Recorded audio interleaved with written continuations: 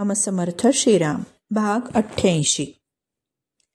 गीतेमध्ये म्हटलं गेलंय, सर्व धर्मान् परित्यज्य मामेकं शरणं व्रज अहं त्वा सर्व पापेभ्यो मोक्षयिष्यामि मा शुचः. म्हणजे भगवान म्हणतायत की धर्मांच्या आश्रयाचा विचार तू सोडून दे, अर्थात काय करावं आणि काय करू नये हे सोडून दे आणि केवळ तू मलाच शरण ये. भगवंतांना शरण होणं हे संपूर्ण साधनांचं सार आहे. आता इथे धर्म हा शब्द कर्तव्य म्हणून घ्यायचा आहे. इथे कोणताही रिलिजन अशा अर्थाने घ्यायचा नाही, हिंदू धर्म ख्रिश्चन धर्म असा नाही. धर्म म्हणजे कर्तव्य कर्म या अर्थाने जर हा शब्द घेतला तरच याचा अर्थ नीट लागेल. आता इथे पुन्हा प्रश्न पुढे पडेल की सर्व धर्मान् परित्यज्य असं भगवंत म्हणतायत, मग म्हणजे आम्ही कर्तव्य कर्माचा स्वरूपाने त्याग करायचा की काय? म्हणजे कर्तव्य कर्म करणं सोडूनच द्यायचं की काय? तर अर्थातच नाही. गीता असं कधीही सांगत नाही. कर्तव्य कर्म सोडायला गीता कधीच सांगत नाही. उलट अर्जुनाने कर्तव्य कर्माचा त्याग करण्याचा प्रश्न उपस्थित केला की मी कर्मच करत नाही.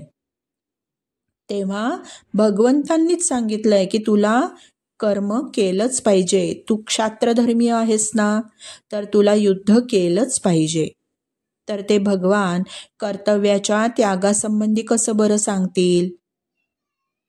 उलट अर्जुन मग हे सगळं ऐकून त्यांनी कर्तव्य कर्माचा त्याग तर केला नाही, पण पुढे म्हणतोय करिष्ये वचनम तव, तुम्ही जे सांगाल तसंच मी करीन, असं अर्जुनाने भगवंतांना सांगितलेलं आहे.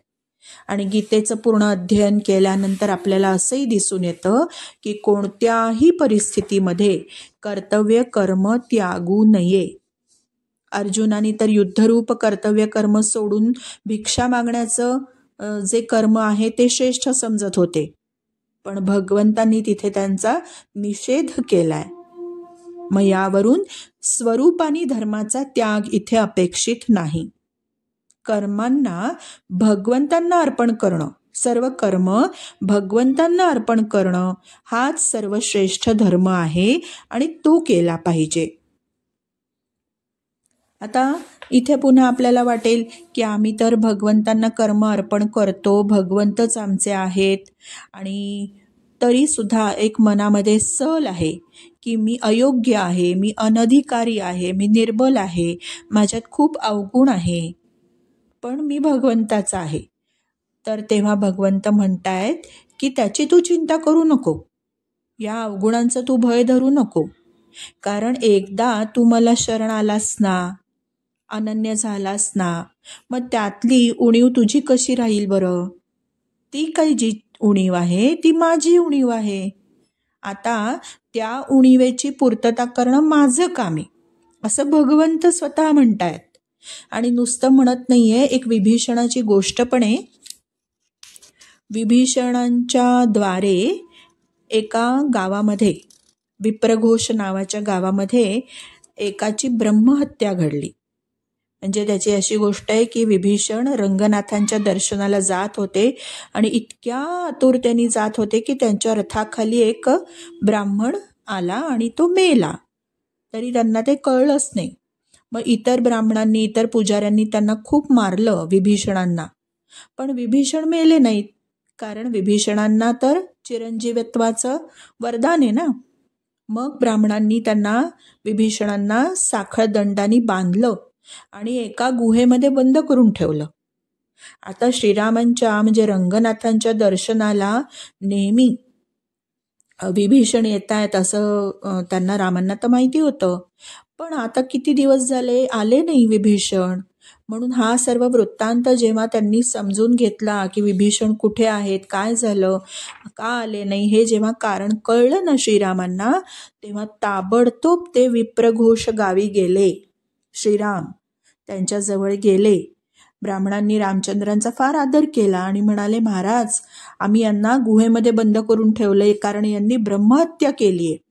आम्ही यांना खूप मारलं पण हे मेले नाहीत. तेव्हा राम काय म्हणतायत की अरे ब्राह्मणांनो, मी या विभीषणाला कल्पापर्यंतचं आयुष्य दिलंय, राज्य दिलंय, मग तो कसा बरं मारला जाऊ शकेल? आणि त्याला मारण्याची जरुरीच काय? तो माझा भक्त आहे. भक्तासाठी मी स्वतः मरायला तयार आहे. त्याचा जोही अपराध झाला आहे तो माझाच अपराध आहे. त्यामुळे त्याला जो दंड मिळणार आहे तो दंड न मिळता तो मला मिळावा. तर विभीषणाच्या ऐवजी तुम्ही मला शिक्षा करा. आता इथे हीच गोष्ट झाली की भगवंत सगळ्या उणीवा, सगळे अपराध स्वतःवर घेतात. आता ही भगवंताची शरणागत वत्सलता पाहून सर्व ब्राह्मण अत्यंत आश्चर्य करू लागले की हे काय म्हणतायत श्रीरामचंद्र. त्या सर्वांना आपली चूक कळून आली, कारण विभीषण हे शरणागत होते ना श्रीरामांचे. तेव्हा त्यांना कळलं. मग त्या सर्वांनी भगवंताची शरणागती पत्करली. म्हणून भगवंत वारंवार पुन्हा सांगतायत, तुझे भाव, तुझी वृत्ती, तुझं आचरण शुद्ध झालं नाही तरीही तू त्याची चिंता करू नको, त्याची चिंता मी करतो. पण सर्व धर्मांन परित्यज्य असं झाल्यावर तू जे काही आहे, जसा काही आहे तसा मी तुला आपलासाच केला, त्याची चिंता आता तुझ्याकडे नाही. श्रीराम समर्थ. श्रीराम.